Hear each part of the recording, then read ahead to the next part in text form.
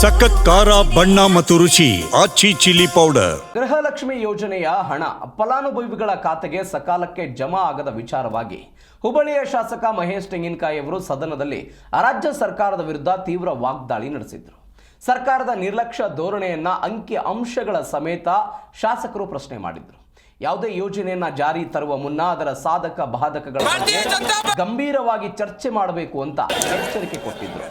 ಸದನದಲ್ಲಿ ಉತ್ತರ ಕರ್ನಾಟಕದ ಧ್ವನಿಯಾಗಿ ಹೋರಾಡಿ ಆಗಮಿಸಿದ ಶಾಸಕರಿಗೆ ಹುಬ್ಬಳ್ಳಿಯ ಮಂಜುನಾಥ ನಗರದಲ್ಲಿ ಬಿಜೆಪಿ ಕಾರ್ಯಕರ್ತರಿಂದ ಭವ್ಯ ಸ್ವಾಗತ ದೊರೆತಿದೆ. ತೆರೆದ ವಾಹನದಲ್ಲಿ ನಗರದ ಪ್ರಮುಖ ರಸ್ತೆಗಳ ಮೂಲಕ ಬೃಹತ್ ಮೆರವಣಿಗೆ ನಡೆಸಲಾಯಿತು. ಈ ಸಂದರ್ಭದಲ್ಲಿ ನೂರಾರು ಸಂಖ್ಯೆಯಲ್ಲಿ ನೆರೆದಿದ್ದ ಕಾರ್ಯಕರ್ತರು ಪಟಾಕಿ ಸಿಡಿಸಿ ಸಿಹಿ ಹಂಚಿ ಸಂಭ್ರಮಿಸಿದರು. ಬಳಿಕ ಮಾತನಾಡಿದ ಶಾಸಕ ಮಹೇಶ್ ತೆಂಗಿನಕಾಯಿ, ಮುಂದಿನ ದಿನಗಳಲ್ಲಿ ಈ ಭಾಗದ ಸಮಸ್ಯೆಗಳ ಬಗ್ಗೆ ಮತ್ತಷ್ಟು ಪ್ರಬಲವಾಗಿ ಹೋರಾಟ ಮಾಡಲಾಗುವುದು ಅಂತ ಗುಡುಗಿದ್ದಾರೆ.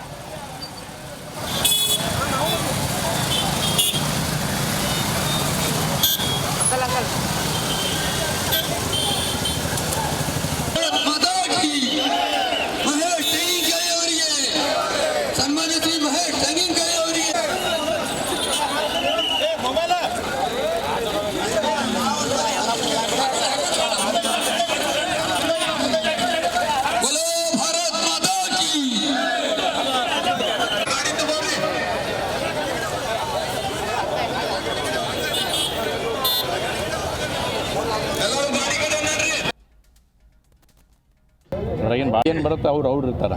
ಹೊರಗಿನ ಭಾಳ ಹೇಳುವಂಥ ಅವಶ್ಯಕತೆ ಇಲ್ಲ. ಯಾರ ಬಾಯಾಗ ಅಂಥ ನುಡಿಮುತ್ತುಗಳು ಬರ್ತಾರಲ್ಲ ಅವ್ರು ಅದನ್ನು ಅನ್ನೋದು ಅರ್ಥ ಆಗುತ್ತೆ ಅಷ್ಟೇ. ಸರ್, ಈಗ ಒಟ್ಟು ನಿಮ್ಗೆ 2 ತಿಂಗಳು ಅಮೌಂಟ್ ಎಲ್ಲ ಕ್ಲಿಯರ್ ಆಗಿಬಿಟ್ಟು ಹೋರಾಟ ಅಲ್ಲ, ಡೆಫಿನೆಟ್ಲಿ ಇದು ಭಾರತೀಯ ಜನತಾ ಪಾರ್ಟಿ ನಾವು ರಾಜ್ಯದ ಇಷ್ಟು ದಿವಸ ಸದನದ ಒಳಗಡೆ ಹೋರಾಟ ತೊಗೊಂಡೇವಿ. ಇನ್ನು ಸದನದ ಹೊರಗಡೆನೂ ಕೂಡ ಹೋರಾಟ ಆಗುತ್ತೆ.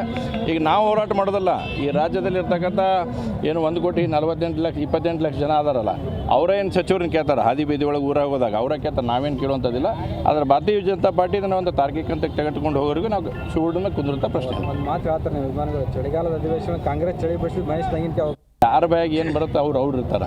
ಹೊರಗಿನ ಭಾಳ ಹೇಳುವಂಥ ಅವಶ್ಯಕತೆ ಇಲ್ಲ. ಯಾರ ಬಾಯಾಗ ಅಂಥ ನುಡಿಮುತ್ತುಗಳು ಬರ್ತಾರಲ್ಲ ಅವ್ರು ಅದನ್ನು ಅನ್ನೋದು ಅರ್ಥ ಆಗುತ್ತೆ ಅಷ್ಟೇ. ಸರ್, ಈಗ ಒಟ್ಟು ನಿಮ್ಗೆ 2 ತಿಂಗಳು ಅಮೌಂಟ್ ಎಲ್ಲ ಕ್ಲಿಯರ್ ಆಗಿಬಿಟ್ಟು ಹೋರಾಟ ಅಲ್ಲ, ಡೆಫಿನೆಟ್ಲಿ ಇದು ಭಾರತೀಯ ಜನತಾ ಪಾರ್ಟಿ ನಾವು ರಾಜ್ಯದ ಇಷ್ಟು ದಿವಸ